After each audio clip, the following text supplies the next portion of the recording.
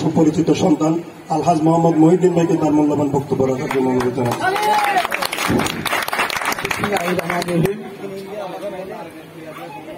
আসলে সংসদে এলাকার সম্মানিত সংসদ পদপ্রার্থী আল্লাহ শামসুল ভাই, ওনার জন্য আপনার সবাই দোয়া করবেন। উনি বাকলিয়ার সন্তান, উনি এই বাকলিয়ার সন্তান, এই সবসময় আপনাদের খোঁজ খবর আমাদের মাধ্যমে উনি নেন।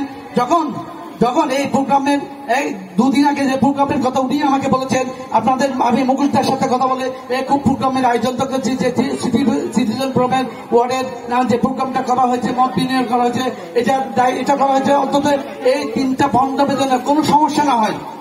এই পাখুনিয়ার মধ্যে যেন কেউ যেন অরাজকতা সৃষ্টি করতে না পারে, কোন মণ্ডপের জন্য কোন রকম কোন সমস্যা করতে না পারে।